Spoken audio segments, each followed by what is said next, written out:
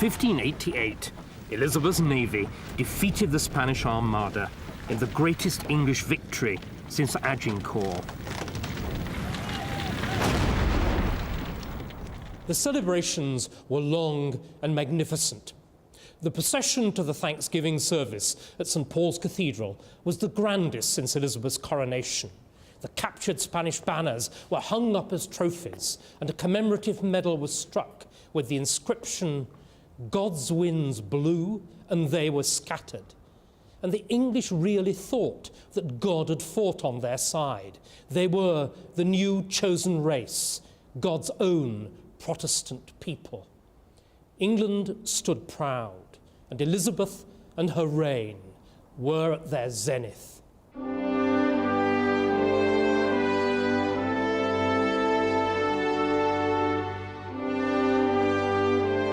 It was the golden age of Elizabethan England.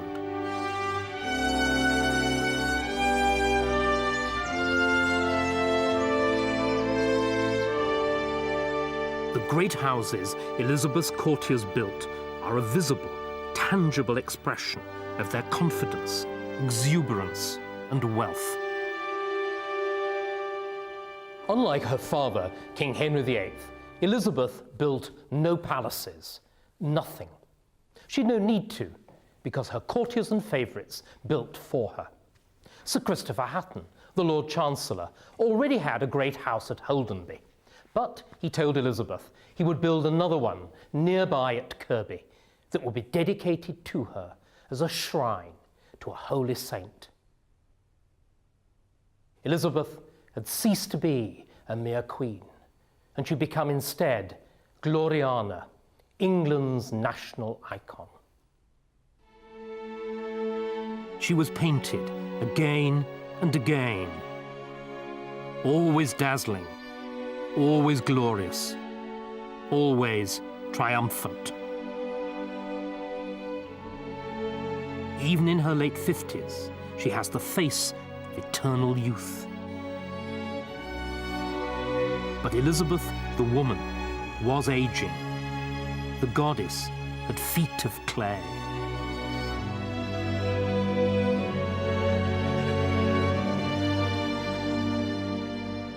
Literature flourished as never before. Shakespeare wrote his first plays, some of them commissioned by the Queen. But new theatre brought new and dangerous ideas.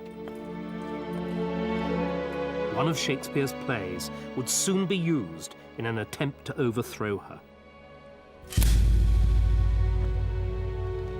She had ruled for 30 years, loved by her subjects, loyally served by her courtiers. But as she aged, a new generation was growing restless. She would have to fight as never before to hang on to power.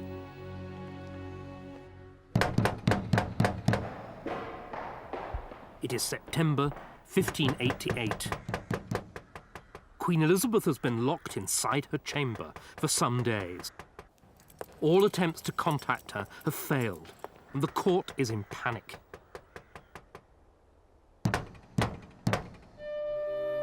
Despite fears to the contrary, the Queen is alive, but she is not well.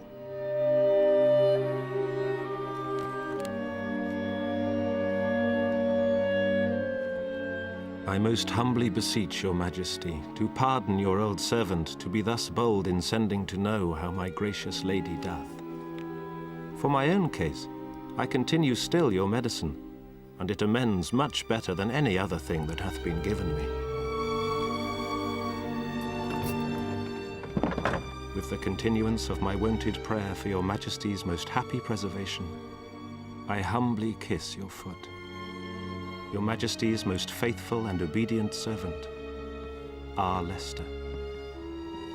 Elizabeth would never receive another of his letters. Robert Dudley, Earl of Leicester, favourite of the Queen, her friend and counsellor for the last 30 years, and the nearest thing she'd ever had to a lover, was dead.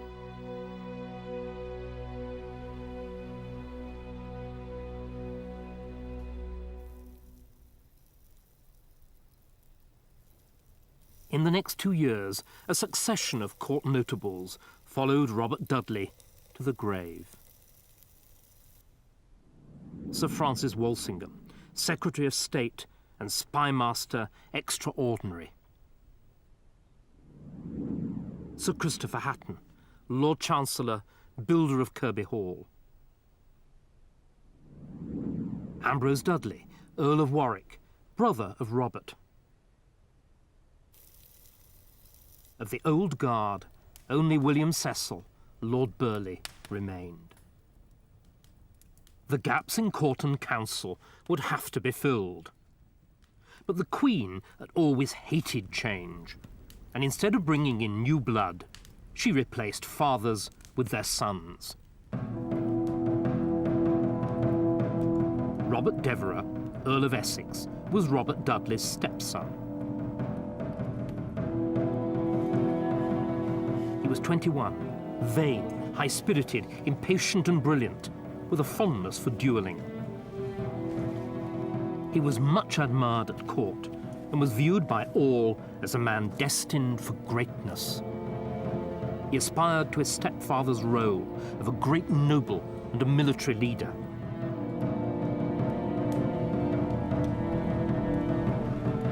Robert Cecil was the second son of Lord Burleigh. He was 25, careful, astute and cunning, with a fondness for corresponding in code. He was mocked, mostly behind his back, for his short stature and his hunched shoulders, but his mind was razor sharp.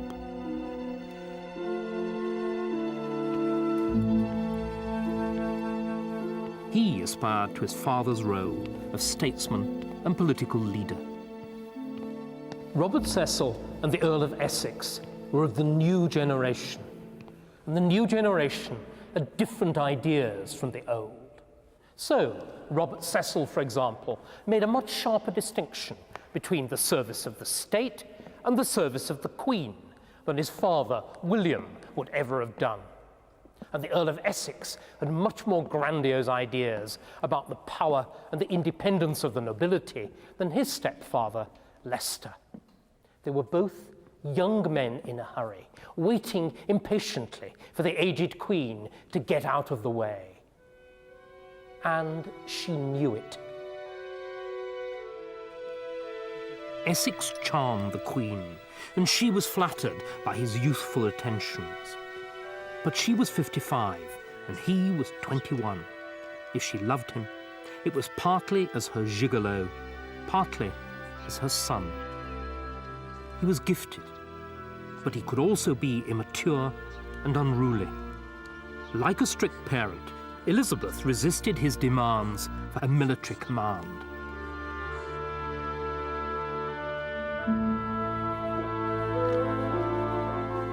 Robert Cecil was already an MP.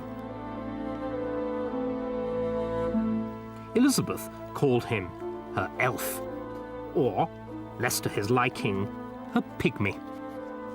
She respected his political instincts, but she was wary of him and was never able to trust him as she had his father. She made him a privy councillor, but she stopped short of giving him his father's old job.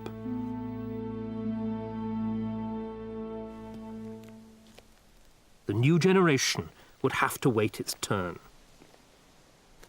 She continued to rely instead on the man who'd served her since the start of her reign, whom she trusted above all others, Robert Cecil's father, Lord Burleigh. I do entreat heaven daily for your longer life. Else will my people and myself stand in need of cordial too. You are in all things to me, Alpha and Omega.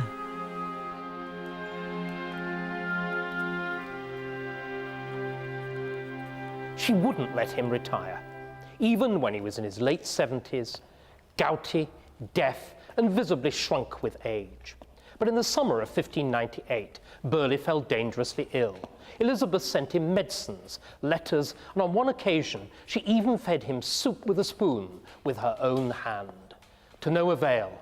In September 1598, Burghley died.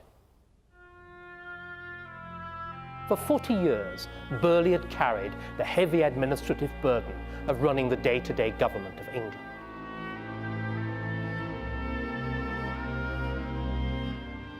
It wasn't as risky as the essentially noble role of the Queen's military lieutenant, which had been fulfilled by Burghley's old sparring partner, the Earl of Leicester, but nor was it as prestigious, which is why, in death, the bureaucrat Burghley wears the furred robes and the gilded armour that symbolise the role of the nobleman, a role that he'd shunned in life.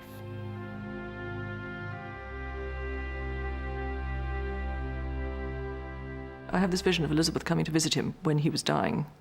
There's this old woman stamping along the passage with her wig askew, with her pockmarked face disguised with horrendous white lead makeup, huge diamonds,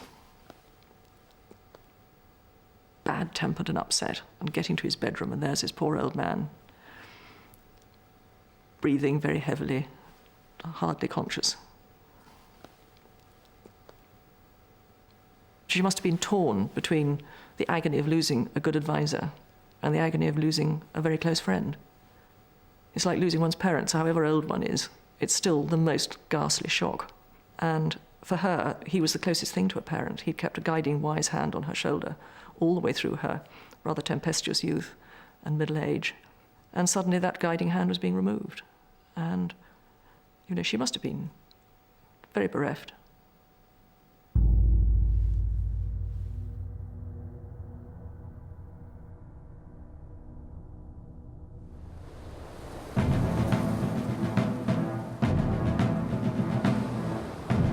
In 1596, England once again faced the threat of invasion. Spain remained the most powerful country in Europe, and King Philip was still determined to destroy Elizabeth and her island nation. In March, his army had captured Calais.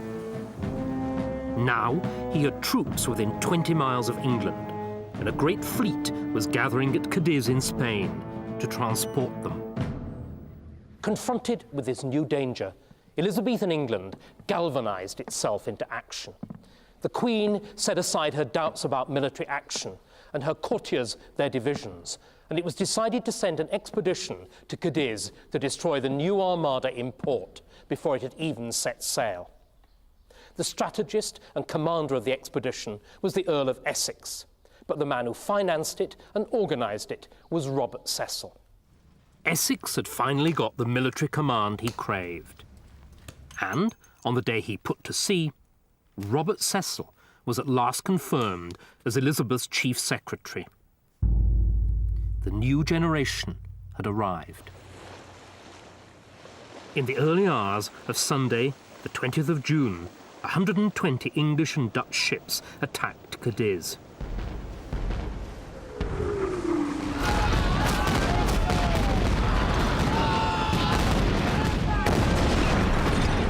The Spanish were taken off guard. Their invasion fleet was destroyed.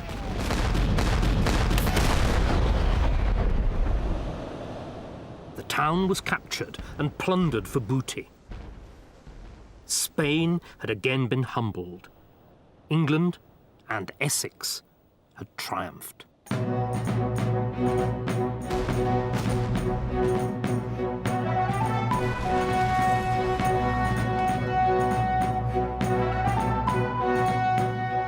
You have made me famous, dreadful, and renowned, not more for your victory than for your courage.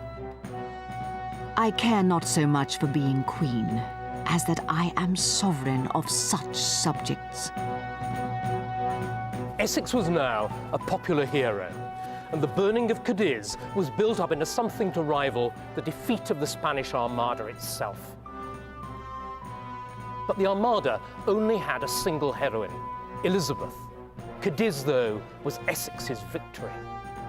and at the service of Thanksgiving in St. Paul's Cathedral, the congregation burst into spontaneous applause when the preacher sang Essex's praises to the skies.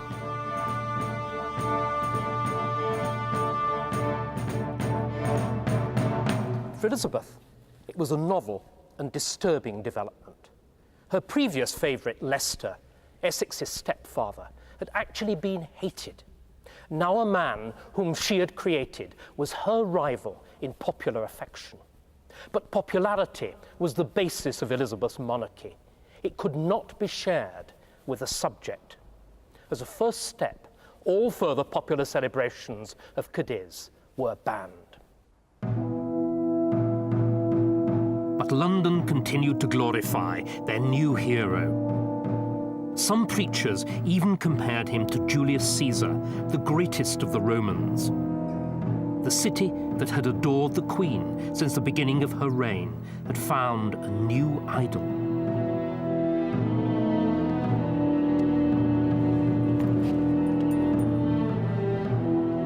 A wiser man than Essex would have mollified the Queen by keeping a low profile. But Essex was not wise, and ambition and vanity got the better of him. He commissioned an engraving of himself in the style of a Roman emperor. A direct challenge to the Queen's royal authority. He threw his weight around at court, objecting whenever Elizabeth honoured another courtier. And when the Queen turned down his plea to launch another attack on Spain, he courted public support behind her back. Elizabeth was furious. The conflict came to a head when Essex and Elizabeth disagreed about who was to be Lord Deputy of Ireland.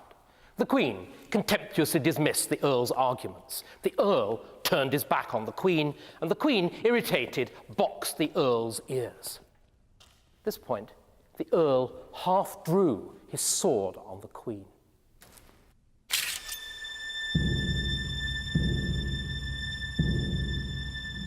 Now, to strike somebody within the precincts of the court was punished by the amputation of the right hand.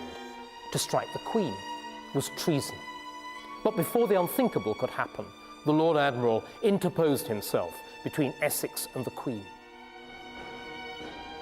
The Earl then withdrew to his country house, whilst Elizabeth was left to ponder the monster that she created.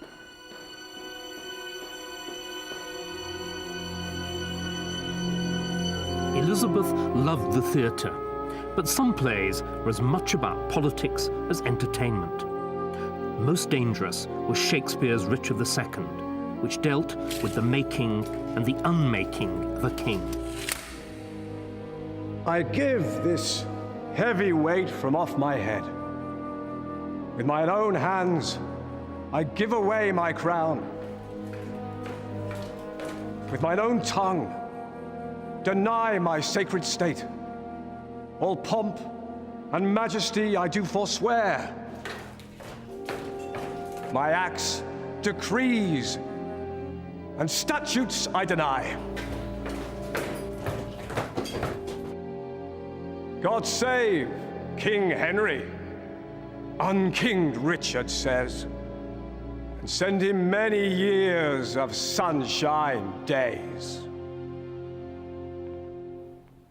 The play tells the story of the deposition of the rightful anointed king, Richard II, by Henry Bolingbroke, his cousin and the military hero. Elizabeth identified herself passionately with the deposed king. "I am Richard II, know ye not that," she's supposed to have said. She also thought that there were many potential Bolingbroks around. Robert Cecil and the Earl of Essex told her to her face that they worshipped her. Behind her back, they were looking to the future after her death. And, Elizabeth sometimes feared, they were plotting to depose her, just like Richard II. When Shakespeare's play was printed the following year, the deposition scene had been cut from the text. We can guess that the author and his publisher were given hints that they'd been wise enough to take.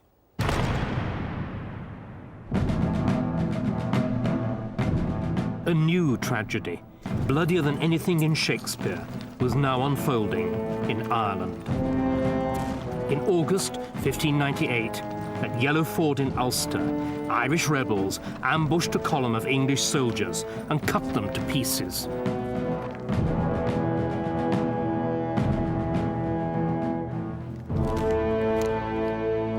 "1,200 men lay dead or dying. It was the worst military defeat of Elizabeth's reign.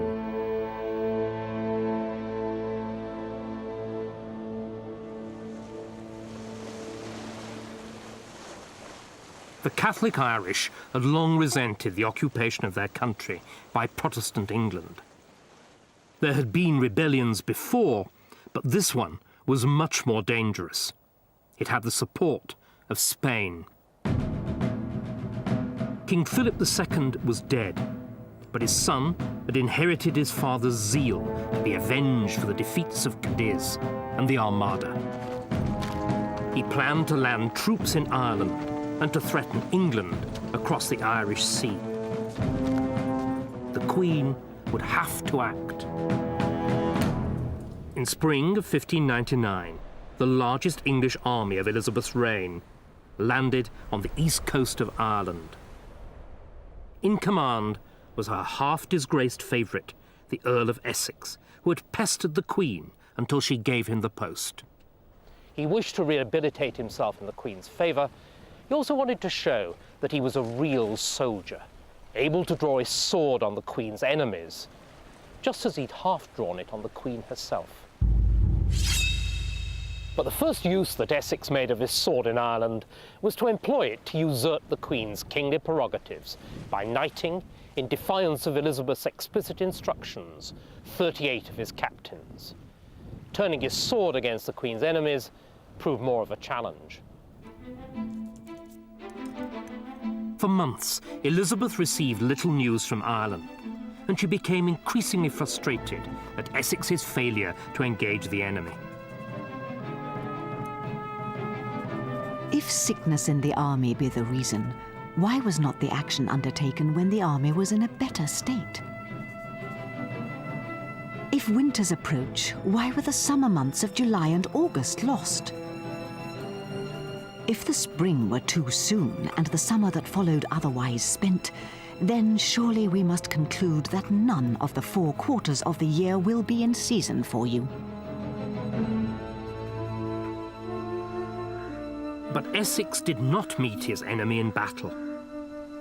Instead, he and the rebel leader, the Earl of Tyrone, had a secret rendezvous near Carrickmacross.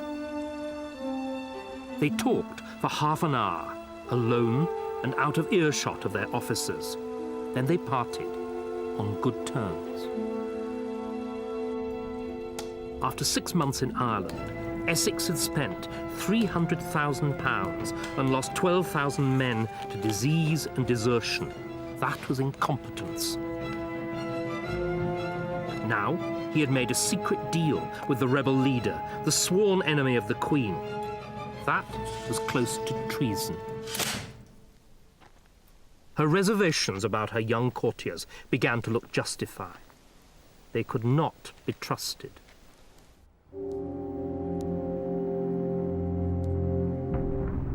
Robert Cecil began a secret correspondence with James VI of Scotland. He had taken it upon himself to pave the way for James's succession to the English throne, thereby ensuring his own continuance in office. At first sight, it seems an extraordinary idea. England and Scotland were old enemies, and Elizabeth had executed James's mother, Mary Stuart. But James was the obvious heir. He was Elizabeth's closest male relative. He was an experienced ruler. He was a Protestant, and he already had 2 sons.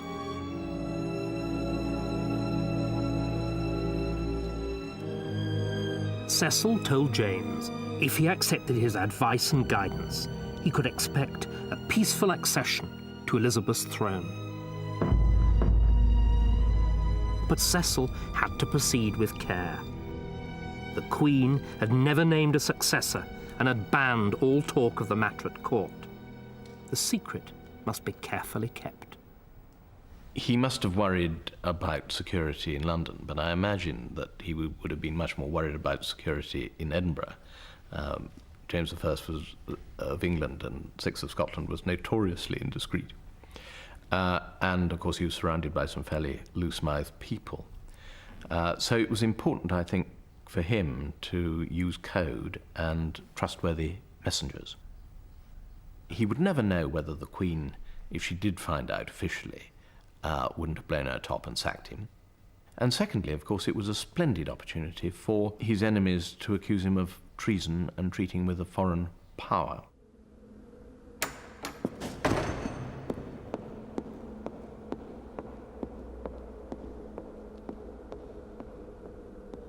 At 10 o'clock on the 28th of September, an exhausted, mud-spattered rider arrived at Nonsuch Palace. He rushed up the grand stairs, through the garden presence chambers, pushing his way past startled gentlemen ushers and outraged ladies-in-waiting, and burst, unannounced, into the Queen's bedchamber. There he found Elizabeth, newly risen and still in her nightgown, without her wig, her makeup, and her ruff. It was a sight that no man had seen in 30 years. Elizabeth the woman, without the trappings of Gloriana the Queen. And the man who had thus violated the image of Elizabeth's monarchy was Robert Devereux, Earl of Essex. It was an extraordinary affront to the Queen's honour. Essex had returned in panic, convinced that Cecil was engineering his downfall and desperate to plead his case. He was exhausted, ill, scarcely in his right mind. But the Queen was in no mood for forgiveness. Elizabeth had stayed remarkably calm when Essex burst into her bedchamber. Later that afternoon, the Earl was summoned for a private audience with the Queen, which quickly turned into an interrogation. Why, Elizabeth wanted to know, had he left Ireland without permission? Why had he made so many knights in defiance of his express instructions? Why, above all, had he made a truce with that rebel and traitor Tyrone? The Earl answered as best he could, and then Elizabeth was left alone to ponder what she should do. Towards 10 o'clock at night, she gave orders that the Earl was to be put under a form of house arrest. The fall of the favourite had begun. Essex was summoned before a public tribunal. He spent 11 hours on his knees whilst a list of his delinquencies was read out in front of an invited audience. But even now, the Queen could not bring herself to destroy her disgraced favourite completely. Instead, she sent him into a sort of limbo. She ordered him not to attend the Privy Council. She banned him from her presence. And she refused to renew his lucrative monopoly on sweet wines, which threatened him with bankruptcy.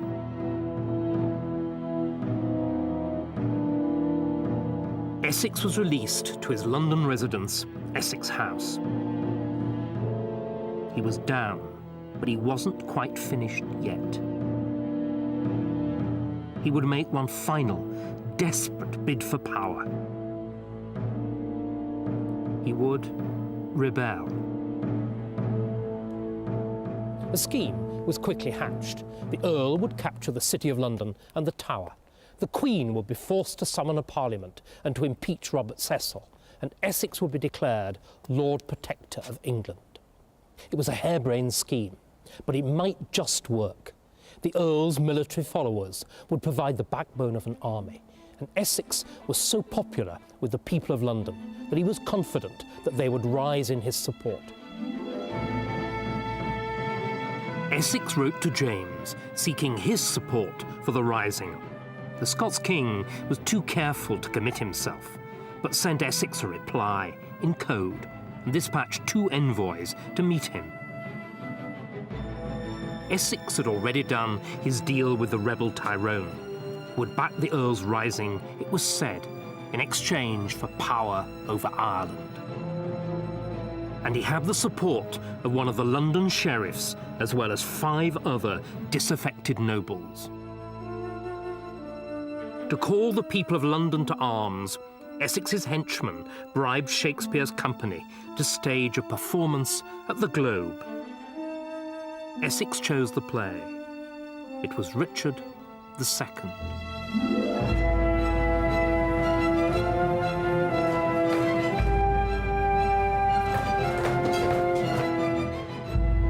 This sceptred isle, this earth of majesty, this seat of Mars, this precious stone set in the silver sea is now bound in with shame, with inky blots and rotten parchment bonds.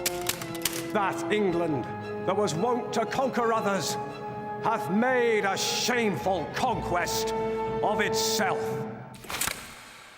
John of Gaunt is lamenting nostalgically for a lost England, a great country fallen into ruin. The stage is set for the deposition of a corrupt and overweening monarch by a once favoured and faithful nobleman. The audience were a mixed lot: adventurers, ex-soldiers, papists, malcontents. But they shared a common resentment for Elizabeth and her England, or was it Robert Cecil's England? And they had a common loyalty to the only conceivable alternative, Robert Devereux, Earl of Essex.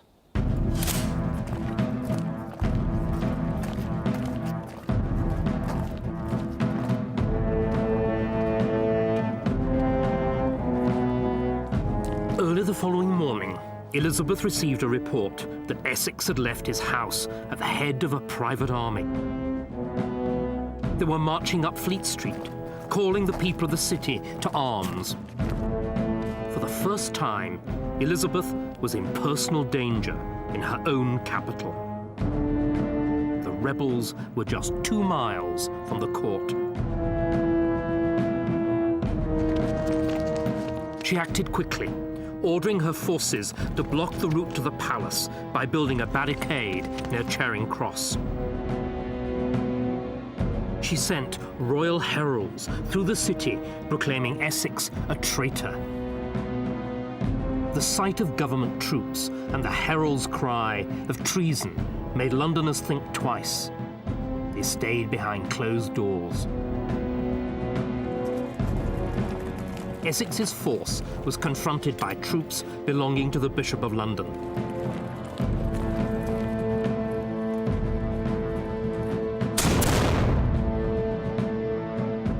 Essex's page and 2 others were killed. By nightfall, the rebels were in retreat, their hands or cloaks covering their faces to try to avoid recognition. Essex himself panicked and fled back towards Essex House. He barricaded himself in and set about destroying incriminating evidence, including James's coded letter, whilst outside, the Queen's forces trained cannon on the house.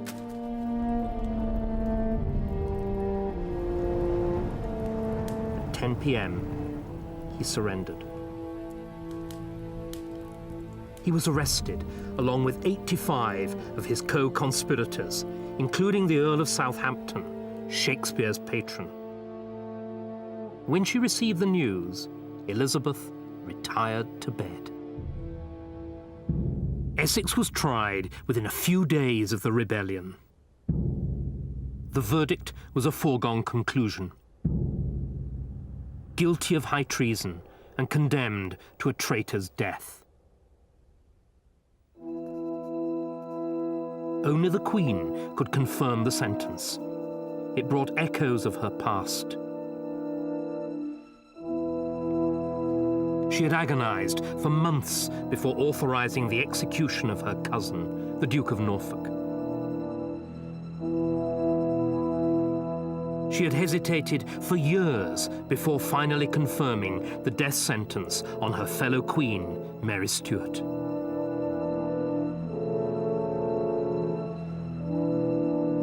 She told the French ambassador that she would willingly reprieve the life of her disgraced favourite, and that she was partly to blame for allowing him to grow so bold.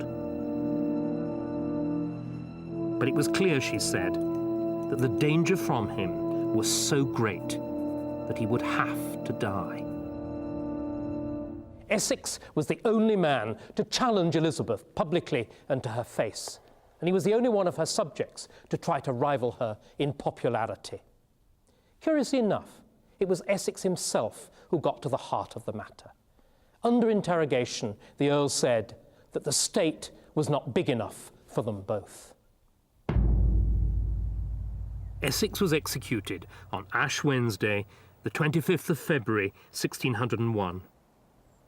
He was 34.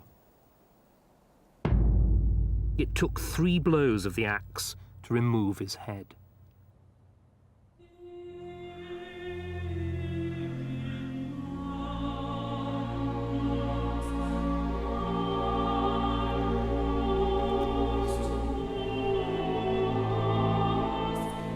A change came over the Queen. For most of her life, she had enjoyed what seemed like eternal youth. Now, at 68, she seems suddenly old, in mind and body. All the fabric of my reign, little by little, is beginning to fail.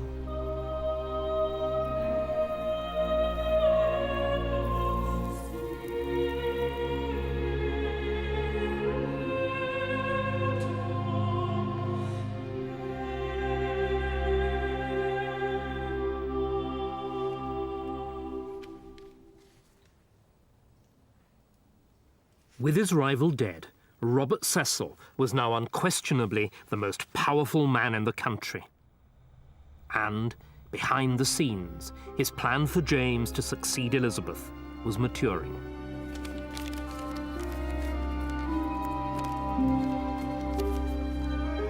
The king, writing in code, told Cecil that he could look forward to greater favour once he had the crown than he already enjoyed under Elizabeth.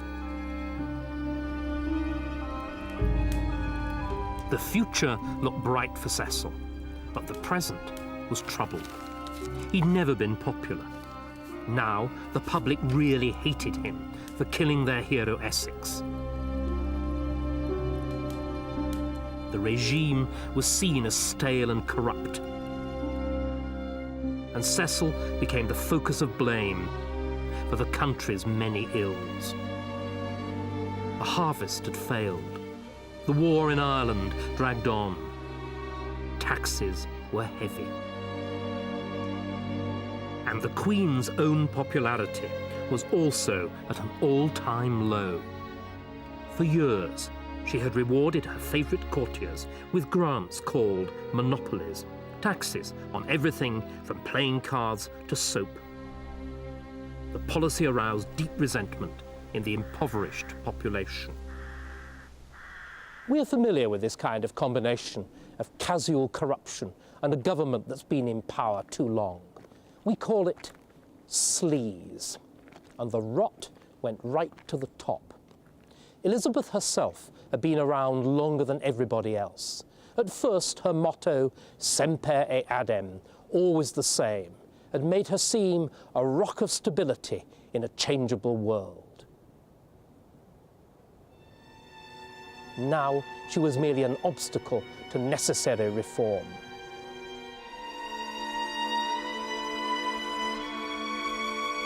The unpopular Queen and her despised minister suffered a disaster. They lost control of Parliament. MPs were determined to break the hated monopoly system. The ageing Queen was forced to address Parliament in person to try to rescue the situation. If my kingly bounties have been abused, and if any in authority under me have neglected or perverted what I have committed to them, I hope God will not lay their offenses in my charge. For I do assure you, there is no prince that loves his subjects better. There is no jewel, be it of never so rich a price, which I place before this jewel. I mean, your love. And though you may have many mightier and wiser princes sitting in this seat, yet you never had, nor shall have, any that will love you better.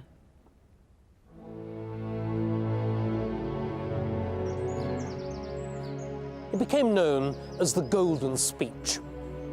It was Elizabeth's last great public address, and it was a consummate piece of politics.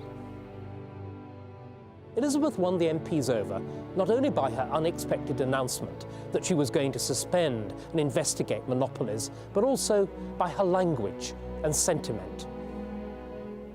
The MPs showed their gratitude by voting unprecedentedly heavy parliamentary taxation. Other good news followed quickly as well. There was victory in Ireland, a truce in the war with Spain, trade improved, and at last there was a good harvest.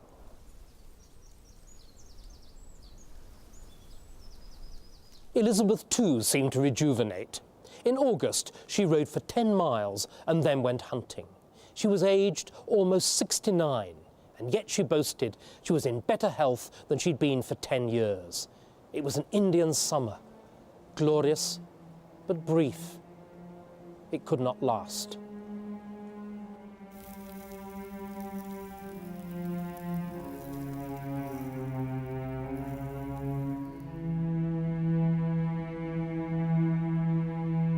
For God's sake, let us sit upon the ground and tell sad stories of the death of kings. Let's talk of graves, of worms and epitaphs. Make dust our paper, and with rainy eyes write sorrow on the bosom of the earth. By March 1603, Elizabeth was in serious decline. She was suffering from ulcers in the throat, fever, and lack of appetite.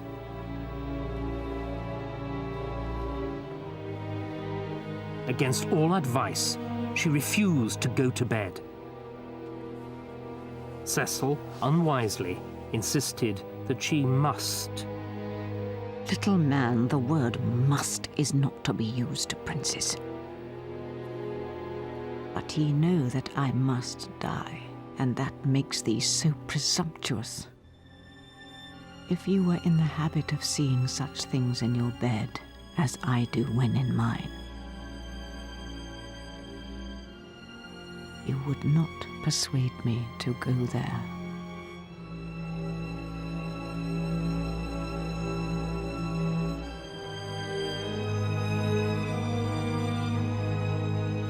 After 2 weeks on the floor in the same clothes, Elizabeth asked her attendants to get her to her feet. But still, she did not go to bed. Instead, she remained standing in total silence for the next 15 hours. She appeared already in a manner insensible, holding her finger continually in her mouth, with her eyes open and fixed to the ground.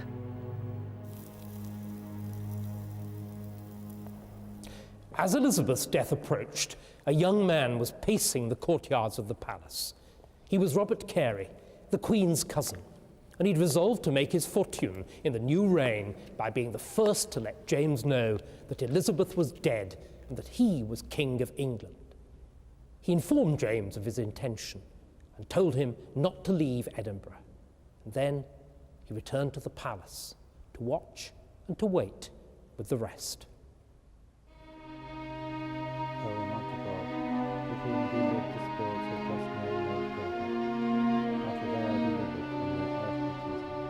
Elizabeth was preparing herself for the end.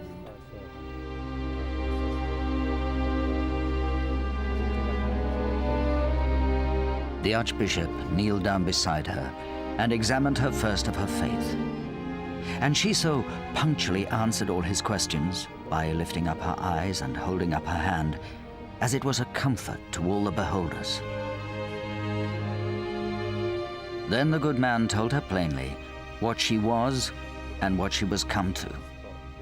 Though she had been long a great queen here upon earth, yet shortly she was to yield an account of her stewardship to the King of Kings. At 10 o'clock at night, on the 23rd of March, 1603, Elizabeth falls into a deep sleep. She never woke up.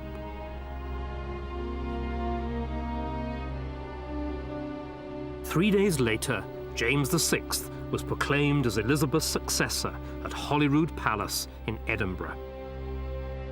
England and Scotland were joined under one monarch.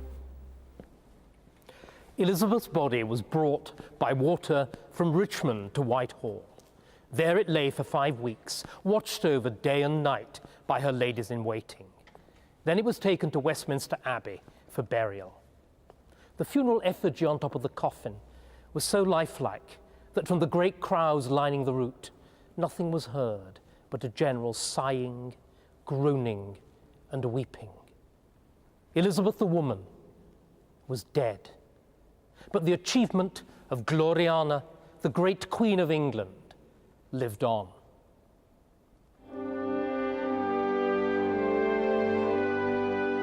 When Elizabeth came to the throne, England was an insignificant country. When she died, it was a major European power. She had begun her reign by promising to avoid the mistakes of her sister Mary. By and large, she succeeded. Elizabeth had founded a national church, and she inspired a national literature. Her father, Henry VIII, had reinvented the idea of England. Elizabeth became its living embodiment. Few monarchs have been better loved by their subjects. None has exercised a more powerful hold over the imagination of succeeding generations. The myth started within a few years of her death, when the preface to the King James Bible hails her as that bright occidental star, Queen Elizabeth of famous memory, and the star still burns bright.